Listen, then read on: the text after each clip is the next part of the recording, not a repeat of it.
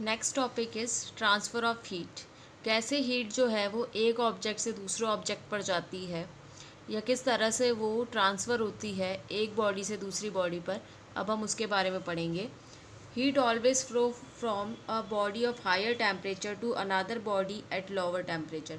जिस बॉडी का टेम्परेचर ज़्यादा होता है उससे हमेशा हीट उस बॉडी पर जाएगी जहाँ पर टेम्परेचर कम होगा। In other words, heat always flow from hotter body to a colder body. या फिर हम ये कह सकते हैं कि हीट जो है वो हमेशा गर्म ऑब्जेक्ट से, गर्म वाला जो ऑब्जेक्ट है उससे हमेशा ठंडे ऑब्जेक्ट की तरफ जाती है। There are 3 ways in which heat can be transferred from one body to another. हमारे पास 3 तरीके हैं जिससे हीट जो है वो एक बॉडी से दूसरी बॉडी में जाती है।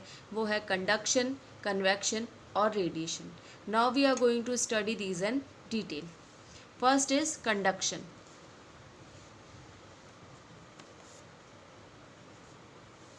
This mode of transfer of heat takes place in solids only. ये जो कंडक्शन हीट ट्रांसफ़र का तरीका है ये सिर्फ हमेशा सॉलिड्स में ही होता है।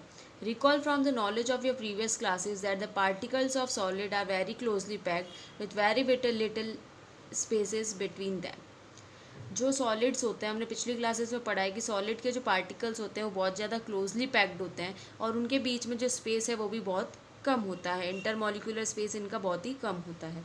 Also all particles vibrate eight there fix position.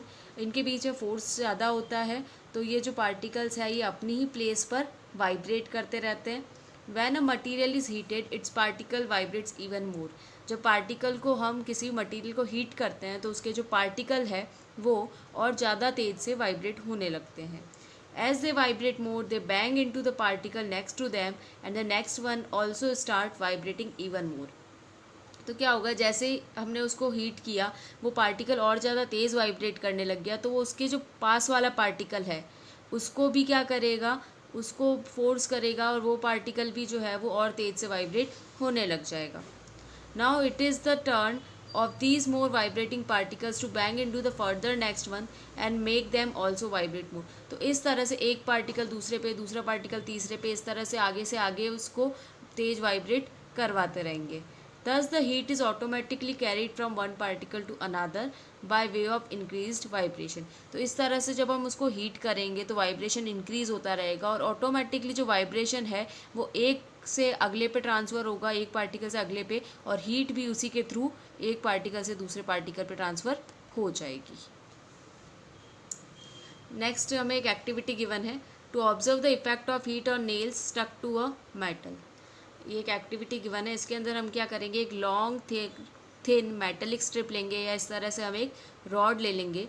इसके ऊपर हम वैक्स जो होता है, मोम जो होता है, मोम की मदद से इक्वल गैप्स में जो लोहे की कीलें होती है उनको फिक्स कर देंगे और इस रॉड को एक स्टैंड पर लगा देंगे। इस तरह से इस स्टैंड पर इस रॉड को लगा देंगे। अब हम इस रॉड के एक कोने पर लैंप लगाएंगे और देखेंगे कि धीरे धीरे क्या होगा कि सबसे पहले जैसे जैसे गर्म होगा सबसे पहले जो इसके पास वाली कील है वो गिरेगी, फिर उससे थोड़ी दूर वाली, फिर उससे थोड़ी दूर वाली, ऐसे ऐसे आगे से आगे जैसे हीट फ्लो होती रहेगी तो ये जो नेल्स है वो गिरते रहेंगे।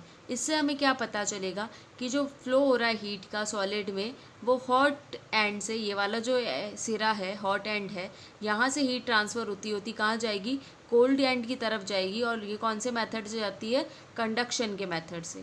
तो हीट जो है वो सॉलिड्स में हमेशा कंडक्शन के मेथड से ही ट्रैवल करेगी। Conditions necessary for conduction of heat. Heat का जो कंडक्शन होता है उसके लिए क्या क्या कंडीशंस जरूरी है वो बता रखी है। The conduction of heat from one object to another takes place only under the following 3 condition. अगर ये जो 3 कंडीशन हमें गिवन है, अगर ये पूरी होगी तो ही हीट का ट्रांसफ़र होगा एक ऑब्जेक्ट से उस दूसरे ऑब्जेक्ट पर कंडक्शन के through. The 2 object should be in direct contact. जो 2 ऑब्जेक्ट जिन पे हमें हीट ट्रांसफ़र कराना है वो एक दूसरे के डायरेक्ट कांटेक्ट में होने चाहिए, उनकी सतह जो है वो एक दूसरे के संपर्क में, कांटेक्ट में होनी चाहिए। The 2 object should be at different temperature.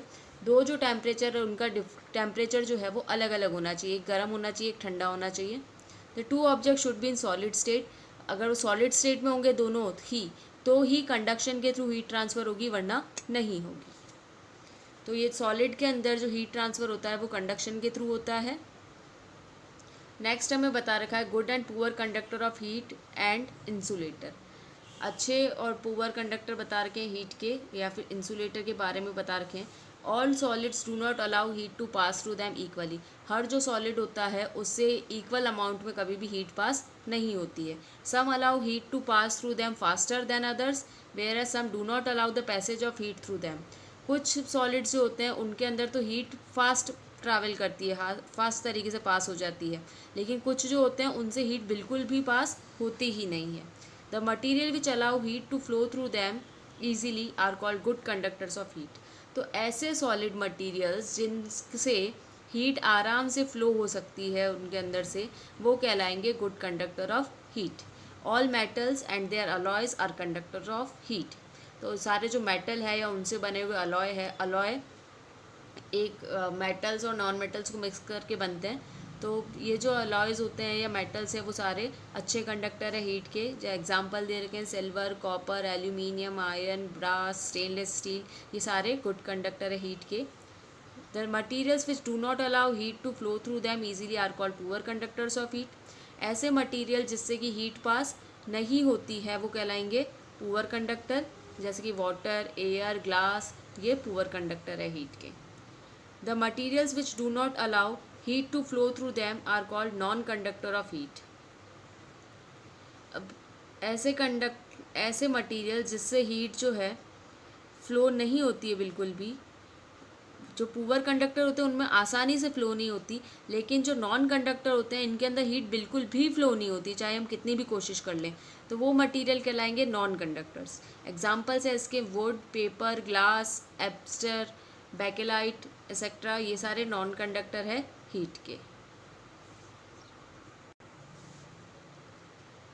Asbestos ये एक मटेरियल होता है जिससे हीट बिल्कुल भी पास नहीं होती और इसको हीट से प्रोटेक्शन के लिए भी यूज़ किया जाता है। बैकेलाइट हमारे जो बर्तन होते हैं उनके हैंडल्स जो होते हैं नॉन स्टिक बर्तनों के, वो बैकेलाइट के बने हुए होते हैं। So materials which are non conductor of heat and electricity are called insulator. ऐसे मटीरियल जो नॉन कंडक्टर है हीट और इलेक्ट्रिसिटी के, जो हीट और इलेक्ट्रिसिटी को कंडक्ट नहीं करते, उनसे फ्लो नहीं होती हीट और इलेक्ट्रिसिटी, वो कहलाते हैं insulator. Mica, air, plastic, rubber, ये सारे इंसुलेटर के एग्जाम्पल्स हैं। Uses of good and bad conductors. Cooking utensils are made of good conductor like metals and alloys. In these vessels, heat from the flame is conducted to the food inside quickly and efficiently. जो हमारे खाना पकाने के बर्तन होते हैं वो अच्छे कंडक्टर जो होते हैं उन मटेरियल्स के बने हुए होते हैं, जैसे कि मेटल या एलॉय के। इन वेसल्स के अंदर क्या होता है, हम उसको हीट करते हैं, नीचे की तरफ फ्लेम से वो हीट होता है और वो जो हीट है वो उस बर्तन के अंदर जो खाना है उस तक पहुंच जाती है आराम से और अच्छे से। अगर क्यों पहुंच जाती है, क्योंकि वो अच्छे कंडक्टर मटेरियल के बने हुए होते हैं। अगर इंसुलेटर मटेरियल या बैड कंडक्टर के बने होते हैं तो हमारा जो खाना है वो जल्दी से गर्म नहीं होगा और पकेगा भी नहीं। The handles of cooking utensils are made of insulators like wood और प्लास्टिक, पुअर कंडक्टर। तो जो हैंडल्स होते हैं हमारे कुकिंग यूटेंसिल्स के, खाना बनाने के बर्तन के, वो इंसुलेटर के बने हुए होते हैं, जैसे वुड या प्लास्टिक के।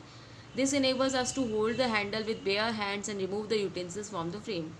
इसकी हेल्प से हम क्या कर सकते हैं, आराम से उस हैंडल को पकड़ सकते हैं, हमारे मतलब डायरेक्ट हम हाथों से उसको पकड़ सकते हैं और आराम से बर्तन को फ्लेम से हटा सकते हैं, क्योंकि वो गर्म नहीं होते और गर्म नहीं होंगे तो हम आराम से उसको होल्ड कर सकेंगे। Mercury is used in thermometer because it is a good conductor of heat. अभी हमने पढ़ा था क्लिनिकल थर्मामीटर के अंदर और लेबोरेटरी थर्मामीटर के अंदर मरकरी का इस्तेमाल किया जा रहा था, क्योंकि मरकरी जो है वो गुड कंडक्टर है हीट की। The air trapped in and between our clothes and blankets keep us warm in winter as air is a bad conductor. Air जो है वो बैड कंडक्टर होती है हीट की, इसीलिए हमारे कपड़ों के बीच में जो छेद होते हैं उसके अंदर एयर ट्रैप होती है, या जो ब्लैंकेट्स होते हैं उनके अंदर भी एयर ट्रैप होती है। इससे क्या होता है कि हमें सर्दियों में हमारी जो बॉडी की हीट है वो बाहर सराउंडिंग में नहीं मिलती है और हमारी बॉडी की हीट जो है वो बनी रहती है, जिससे हमें ज़्यादा ठंड नहीं लगती है। Slabs of ice are covered with sawdust और gunny bags to prevent them from melting. जो बर्फ़ के बड़े बड़े टुकड़े होते हैं इनको सॉ डस्ट या गनी बैग्स जो होते हैं उनसे ढका जाता है ताकि वो जल्दी पिघले नहीं। क्यों? क्योंकि सॉ डस्ट और गनी बैग्स जो होते हैं उनके अंदर एयर ट्रैप होती है उनके बीच में, जो कि इंसुलेटर की तरह वर्क करती है। तो बाहर की जो एयर है, बाहर की जो हीट है वो उस आइस पर नहीं जाएगी और वो जल्दी से पिघलेगा नहीं। Both good and bad conductor are very useful in our home and industries. ये जो अच्छे कंडक्टर या बुरे कंडक्टर जो हैं दोनों ही हमारे लिए, हमारे घरों में या इंडस्ट्री में हमारे लिए यूज़फुल है।